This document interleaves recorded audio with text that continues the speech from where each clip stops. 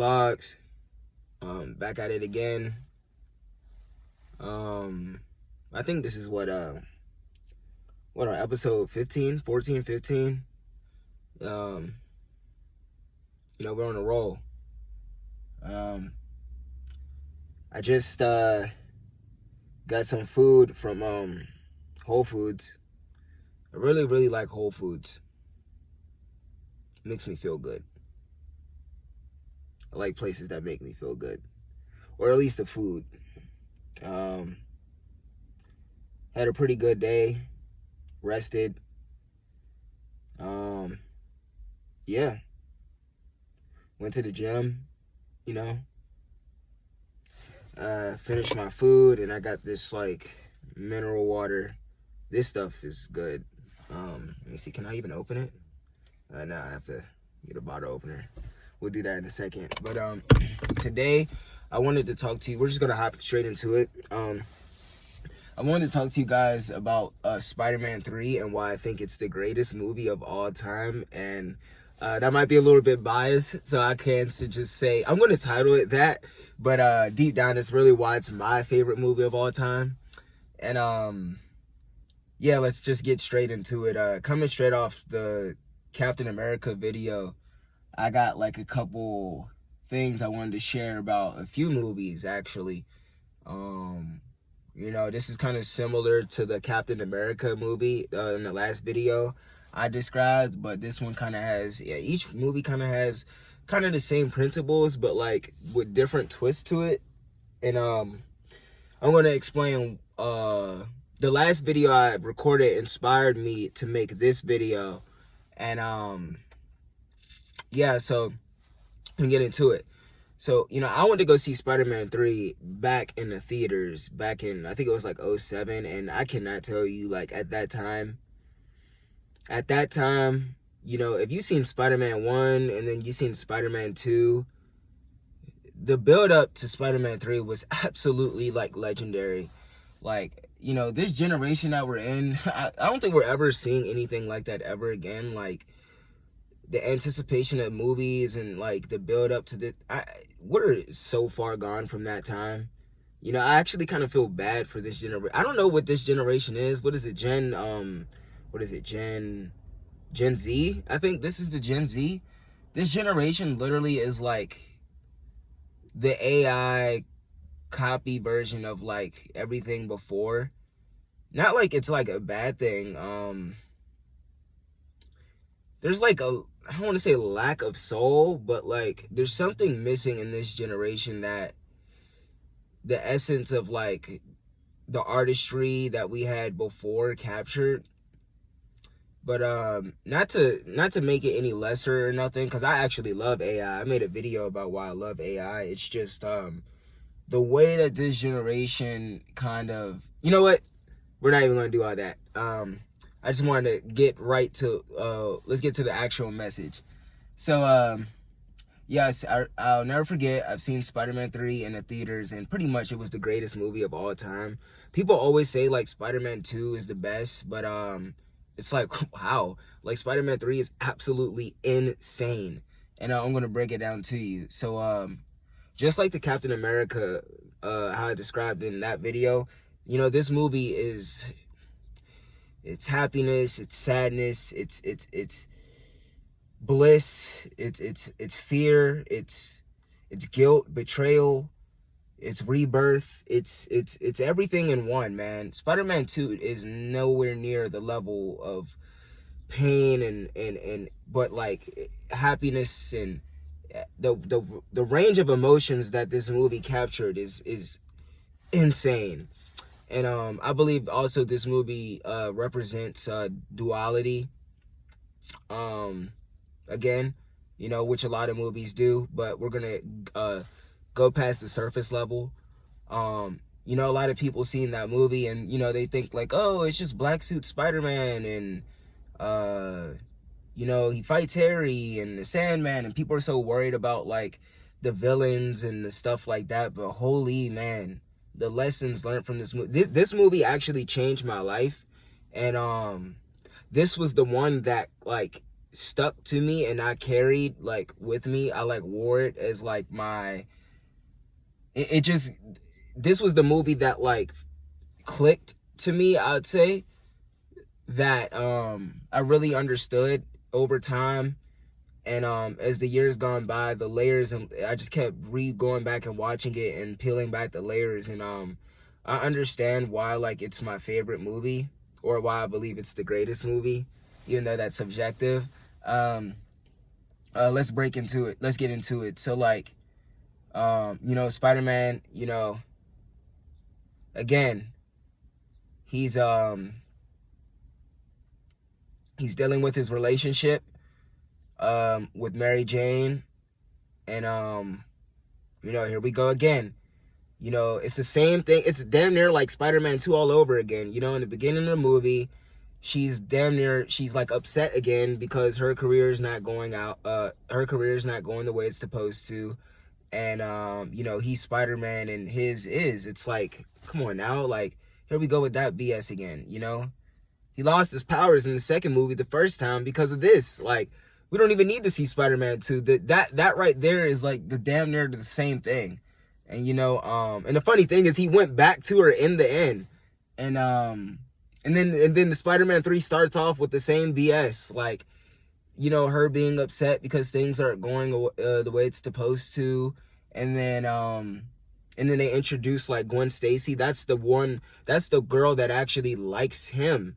You know, like, who's the man behind the mask? Like, you know, Mary Jane only liked, you know, and the Spider-Man one, of course, like, you know, she wanted to know who was behind the mask, but it seemed like she was more intrigued with like just Spider-Man himself, him when he was at his fullest potential, I'd say. But what makes Gwen Stacy special is that she recognized him before, like, she like recognized like the essence of like him at its core. And I just think like people who see you,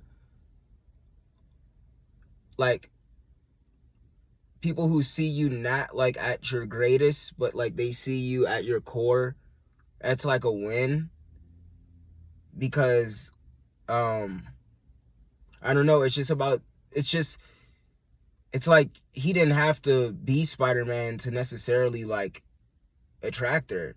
Like, she was attracted to the nerd in class. You know, that was the same nerd that Mary Jane didn't even want. So they start off in the third movie with her being pissed, and now they're finally showing him get a girl that like he can actually enjoy without even like the suit. And you know what Mary Jane goes and does? Well, what he did was he ended up saving her. You know, he saved her in the crane scene, and then you know, he kissed her. You know, that wasn't Spider-Man kissing. See, that wasn't Spider-Man kissing her. That was Peter. And I believe in the first movie, while that was Peter that was kissing her, that was Peter hiding behind Spider-Man kissing her. It was like he was using the bait to kind of get the girl. But this one was more like, if only she knew who was behind the mask. That was pure connection to me. And you know, that did kind of like mess up like what they already had going on. But at the same time, you know, Mary Jane she was losing herself, man. Like, you know, how can he keep up with that, man? He needs a strong girl that can like ride with him. And you know, it just seemed like every time he was at his highest and she like her lowest self, like, just seemed to like kind of steal that essence away from him. But you know, not to say she's an entirely bad person, you know, she did care about him, but she really lashed out on him like a lot when he didn't deserve it. And I just don't think he really deserved it. But okay, let's keep going. So yeah, she kissed him, or he kissed her, and you know, that ruffled the feathers, and you know, she literally, her spirit just got filled. And you know what she said? She said, I'm gonna go get with, you know, your best friend. And she did that. Like, she literally was like, you know what? All right, bet. Harry, want to hang out? And I'm like, bro, that's just sinister, man. You know, that is just sinister. And then, in return, you know, Peter, he's never dealt with like that kind of pain before. So what happened was he basically went into the sunken place, and he channeled that dark energy. It was pure. It was pure darkness, fueled by rage. Yes, was he more powerful?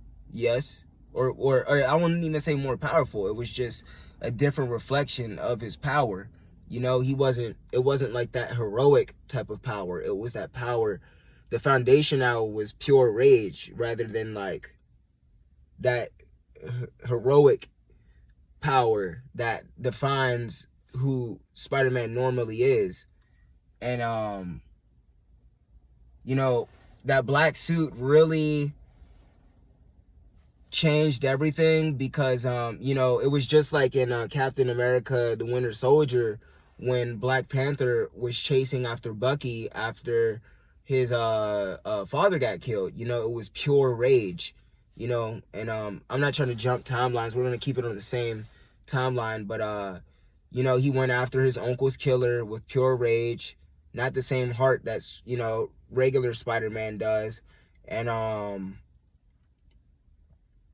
you know, it was pretty, it's pretty emotional to see, especially if you invested in the movies, how like all this hate and rage, you know, it's like, come on, man, not only is your girl out there with another person, but when he found out that his uncle's killer also wasn't, I'm pretty sure that came first, and then it was revealed to him that his uncle's killer was still alive. Either way, like all the rage built up sent them into a frenzy, and you know,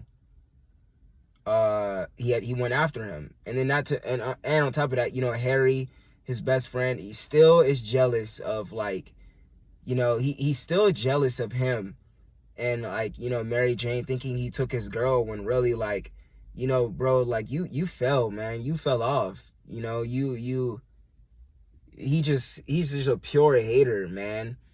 And you know, that in his way, in his little arc, you know, he's his own Venom, you know, with that channeling that his father's energy and trying to, you know, do what he was doing, and trying to keep on track without like over talking. So what I'm getting to is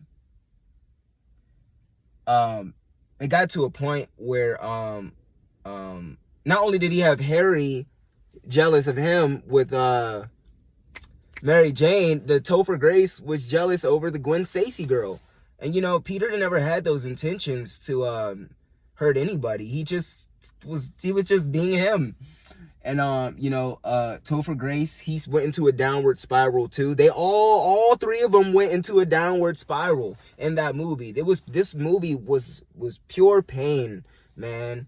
And I'm getting chills even talking about it. But this movie, a Sandman 2, pain. Harry, pain. Topher Grace, pain. So this was all about every single person falling into themselves. And here's the good part though. Spider-Man himself, when he that scene when he was fighting Mary Jane, and you know, through the movie it showed him living with the, you know, him channeling his inner demons and wearing it on the surface, and letting it pretty much consume him. It wasn't like he had it tamed. It was like it consumed him. And you know, he's never experienced that. And you know, it got to the point where the table scene, you know, when he hit his girl Mary Jane, he kind of realized, like, damn, like, you know, like, I fucked up. I messed up. I really messed up. And you know, he messed up, and that was a wake-up call for him to be like, all right, I did too much. So he goes, and I believe, which is the most iconic scene in the movie, he strips away those demons, and to me, that is the most powerful thing of all time. Very symbolic, very iconic, and very inspirational and influential, because, you know, most movies don't show that, man. Most movies don't show somebody channeling their like inner dark side. And then, I mean, comment if you know more movies like that. So I'm just kind of speaking from my perspective, but you know, he channeled those inner demons, and he woke up and still was able to have the power to restore himself out of his ego back to his awareness, his higher calling, his higher self. And just that alone is like very inspirational. And what happened was, you know, Topher Grace, that was the beginning of his arc, his villain arc. You know, it was just pure rage. You know, he never really had a foundation built on that heroic sense like Spider-Man anyways. So when he was consumed, he was really consumed, more darker than probably Spider-Man was, than Spider-Man himself, damn near. And you know, also Sandman too, he had to face battles too within himself, you know, constantly, you know, being in jail. And, you know, that was his own version of like, kind of like Venom. Like, you know, although he was misunderstood, you know, it's kind of like, you kind of see why. Not like he wasn't like a bad person, but, you know, he had his own inner battles he faced. And while he loved his daughter, he still had to face like problems, man. There's a reason why he was locked up. And so basically, in the end, you know, Harry they all let it consume him, and Spider-Man is the only one that rose out of being affected by his demons. You know, he made his choice to step back onto that side of awareness, and now at the end of the movie, in the grand finale, he's having to face 3 people who are so consumed by their darkness that, you know, it's pretty much a showdown. And, you know, I believe that he was able, oh, well, you know, he fought Harry. He had basically had to beat Harry's ass into, channeling back his awakening as well. He beat his ass. And then, you know, Harry had his wake up call because he finally realized that all that hatred towards thinking that he killed his father, you know, it went away, you know, especially knowing that the truth, you know, that he didn't do it. So he was able to let that go. So that's a point for Harry too. Spider-Man and Harry get points. Very inspirational, very influential. And then, you know, the show where he joins him at the end and fights the Sandman and Venom, you know, it was pretty much like light versus dark, or like it was the same showdown like in Captain America, Brave New World. It was that ego versus like awareness. And then at the end, you know, it was pretty sad that, you know, Harry died. You know, of course they had to add that in, you know, something to, you know, close it out. But, you know, Harry died. And before that, when he defeated Venom, he tried to tell Venom, like, listen, I know how it feels. I've been there. I've literally been, like, you're looking at somebody who has been there, done that, and left that. He didn't give a man. And he tried to save him, but he couldn't. He couldn't save him if he wanted to. He jumped in. He was willing to die with the symbiote rather than he took his chance and died with it rather than listening to it. He was too consumed. That wasn't just like, oh, he really wanted the suit. It was like, no, he was consumed, like beyond the point of return, to the point where he that was his demise. He went out like that. And Harry died. The Sandman, you know, he I believe I'm mad because I don't remember that. I believe they came to an understanding of a sort. And he kind of like faded away. I'm mad because I don't remember. I might have to re-edit like that last part about Sandman. But yeah, Harry died, and then, you know, at the end of the movie, Mary Jane and him they never really like expressed like what the energy was between them. but they did, you know, that glimpse, that little glimpse at the end where they saw each other, just that was kind of definitely what was needed to close out the movie. You didn't need to really know if like they were going to get back together or not, but that like acknowledgement of each other, that was really needed, because like, you know, they both, you know, Mary Jane was consumed by her own demons too. This whole movie was about being consumed, man. And a lot of you now, I'm getting chills just thinking about it, because talking about it reminds me of like the darkness in this world. You know, I don't understand how people think Spider-Man 2 is greater than that. That scratches barely the surface that this movie captured. You know, this movie was raw, it was deep. And you know, the promotional poster with the black Spider-Man on one cover, and then him, that the red spot, that is pure, that is just iconic, man. And then with the caption, everybody has a choice, that carried with me pretty much for years. You know, I've always thought like going through life and situations, like I've been through darkness and I've been through that, and I've been through those dark days, and I've stood on top, all because of that. Everybody has a choice. You know, everybody has a choice. And, you know, that really weighs deep down on me. And, you know, that movie stuck with me. I always knew that movie was, I watched that movie so many times, and I knew from the beginning, like after the first watch, where it's just like, whoa, couple watches, it's like, whoa, Spider-Man fights this, and then you get older and it's like, whoa, it actually took over him. It took over all of them. And you know, Spider-Man is the only one that like pretty much remained standing tall. You know, Harry had some saving grace by, you know, fighting with Spider-Man, but you can still kind of tell, like, you know, he had more work to do. Mary Jane wasn't as strong as Spider-Man. Sandman had more work to do. Topher Grace, he killed, like, come on. So, you know, Spider-Man, he was the one that came out, and that's what makes Spider-Man Spider-Man. And, you know, that's why Spider-Man, you know, inspires me. You know, even though I like channel the Black Panther energy, or I you know, that's on my profile picture, and, you know, I identify with that one a lot more. You know, I really like Spider-Man 3 is literally like the greatest movie ever.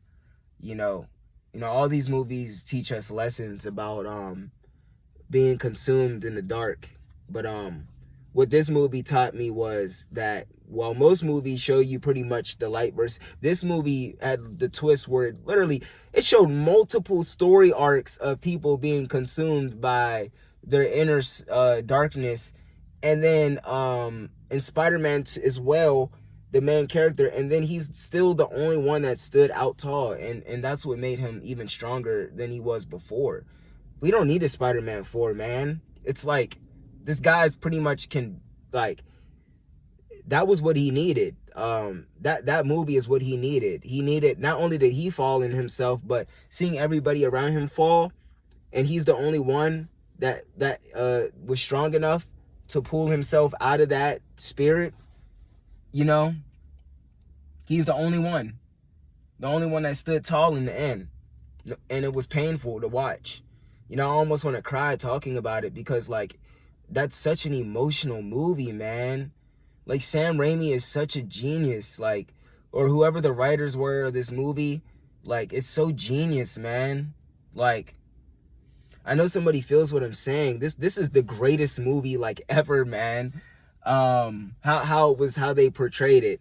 And there's other movies that I definitely want to touch on, that do touch on the duality topic, because I do believe while they all, like, there's more movie, like a lot of movies in general, dude, there's a couple more superhero movies that I wanted to touch on specifically, because each of them have their kind of like their own twist to it. But as far as this one, this is one of my favorite movies ever. This is the movie that I grew up on, and the movie that stuck with me. And I think about this movie all the time. Like, legit, like, I've been in situations and I legit think like everybody has a choice. You know, just looking at the cover of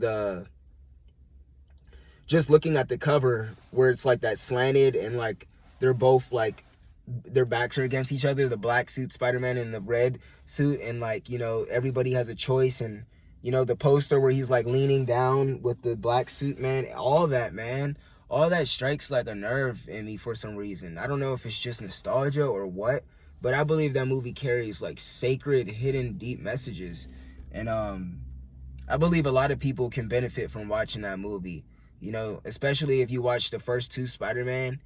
And you know, all this like, oh, Spider-Man 2, he lost his powers and got him back.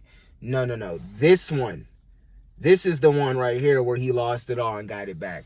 F Spider-Man 2, man. That was just scratching the surface to this one.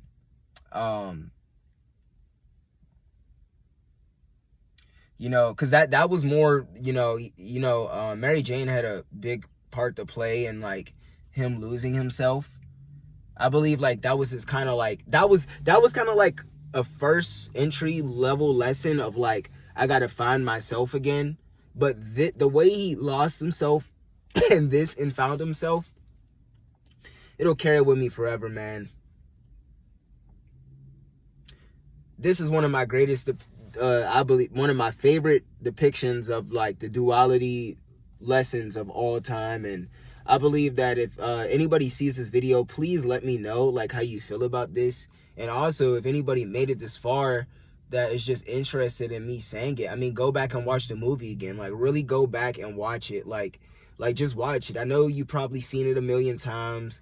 You know, especially the people that are in the superhero movies. We already know how every scene plays out. Like, don't watch it like that, man. Like, really, really watch it and like really let it sink in this time. And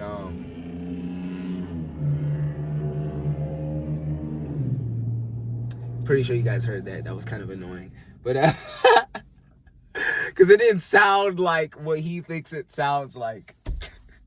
I'm an asshole sometimes, man. But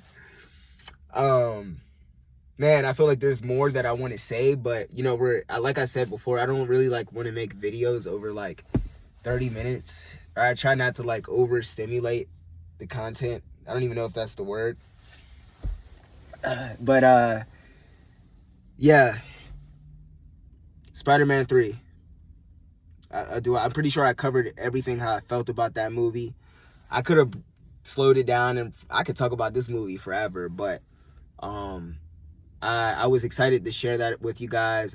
I got everything off my chest I wanted to say. And you know, if there's anything else I want to add, I'll add it in the next video I make. I'll start the next video and kind of like rebrush over this, and if I'm really excited. But I'm pretty sure I covered like how I really felt about this movie and how this movie changed my life and how I still carry this movie today. You know, like, you know, this mask right here,